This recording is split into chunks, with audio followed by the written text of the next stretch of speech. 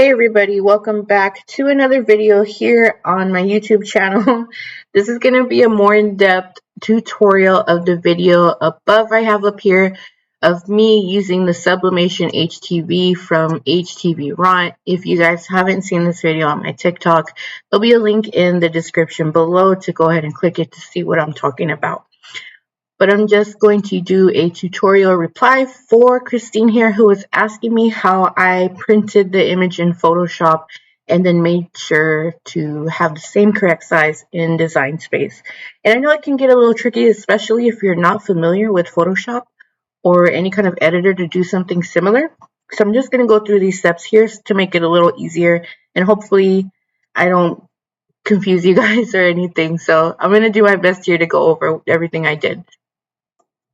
So I did want to mention that I have an Epson 15000 and I do use 13 by 19 paper to be able to print a large enough image all at once instead of doing slicing, which is a little more complicated.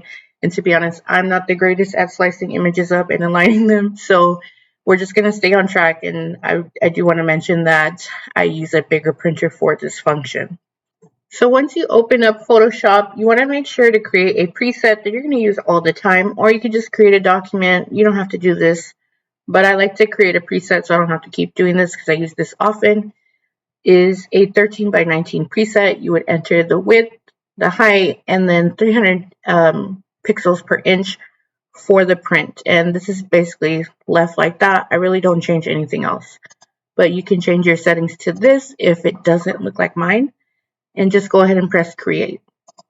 So now your document should look like this. It's going to probably be zoomed out or zoomed in. Just make sure you got a visible workspace and it's not too crazy when you do drag and drop your image or import it into Photoshop. So I do want to go back over here and mention that I do have a Creative Fabrica account.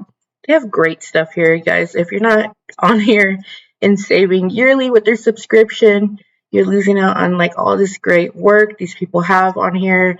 Because I was looking around, I was like, I don't know what image I'm going to use, but I found this artist who does this, and you're able to use this commercially for your shirts, stickers, or cups. So yeah, we're going to actually use this image here for this tutorial. I've already downloaded it, and I'm going to put it into Photoshop. So once you guys drop your image into Photoshop, you're going to want to go ahead and right click on your image, and then you're going to click rasterize layer.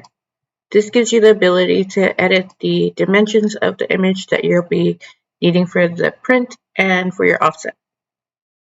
So if you have the Cricut Maker, you know that you can only cut as wide as 12 inches. To be honest, I think it's not even 12. I believe the max it could cut is like 11.8 because it has the little gaps between the cuts, the margins, so to speak. But so we're going to make sure when we create this image, we're not making it larger than that, because we do have to make sure that the silhouette of the cut is within those parameters. So normally a regular transfer you might buy from a transfer shop would have it probably by 8 by 10 maybe. They're large prints for adult shirts. So if that's what we're going for here, you're going to make sure to click properties on the side here, and you're going to go ahead and readjust the size. So this is good enough for me, 9 inches wide by 10 inches in height, because we still have to add the outline for the Sublimation HTV.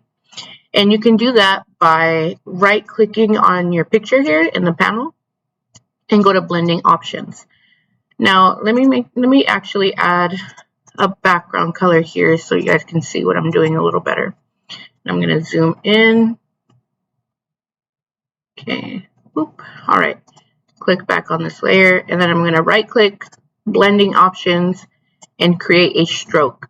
Now you can go ahead and do this however you would like as far as size, varying on your cut.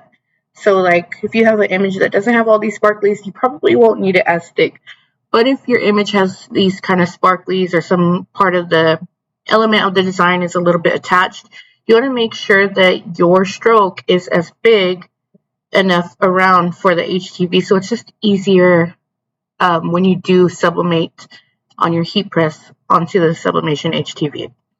So for this image, I actually am going to do 90 on size. You're going to make sure it's white and all your settings look like this. And make sure it's on the outside, because if you have it on the inside, it's going to look crazy. So this is what you need. This is basically offset feature, but for Photoshop, and they call it a stroke. Hopefully this isn't too confusing so far, but you definitely want to do that. And just also be mindful, this white part is going to be the clear HTV. So how you do that is just going to be on your preference of your image and how it's going to look overall. I can even downsize a bit, but then, I mean, it's not too bad, but the cuts are going to be really thin on Cricut's end, or you could fill it in with the paintbrush here. So that way there's no gaps and it's just kind of like a little more solid. So to be honest, I probably would go for something like this, or maybe where it's a little connected. See how it's not connected? It's a little risky to kind of take that move, but you could even do it like that, because the Sublimation HTV will still exist here where the image could still be put on there. But just to make sure, since Sublimation HTV, like most HTV, shrinks at times, I just kind of make sure that it's connected. So I'm just going to do something like that.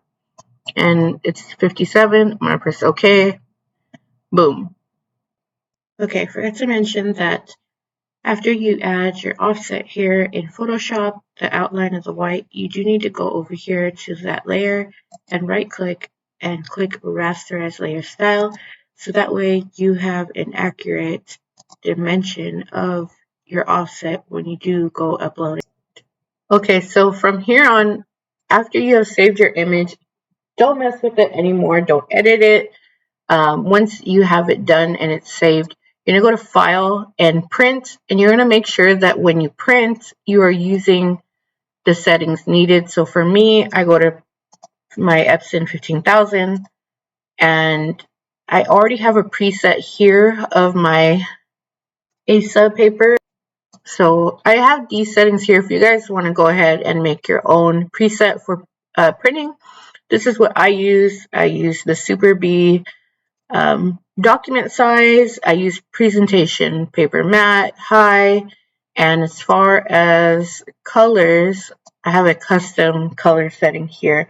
But sometimes I adjust it varying on the image that I'm printing. But you guys are more than welcome to do that or use my settings. I also make sure mirror is on, and this is how I print.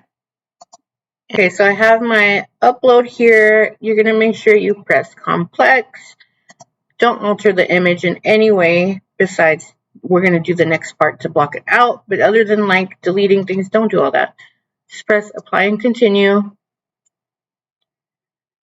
And then you're going to go ahead and click this option as soon as it pops up, because we don't need this image. We're not printing from Cricut. We're going to only cut from Cricut. So go ahead and do that. Click upload.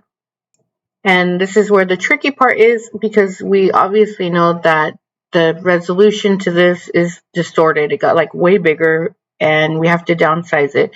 So this is where you open your Photoshop again. Make sure you have the measurements. So we got 9.38 by 10.38. So you're going to unlock here, 9.38 by 10.38. And boom, we have the cut that we need. And it's going to fit on your 12 by 12 mat. So that way you can just use that. But if it's bigger, you can use your 12 by 24 and cut from there. Okay, once you got your image resized, go ahead and click Make It. And don't forget to mirror your settings over here, and you have the correct cutting mat. Press Continue and click the HTV regular HTV vinyl settings for cut, and make sure that you have shiny side down when you do place the Sublimation HTV. That's about it. As far as pressing, you can follow my video on TikTok.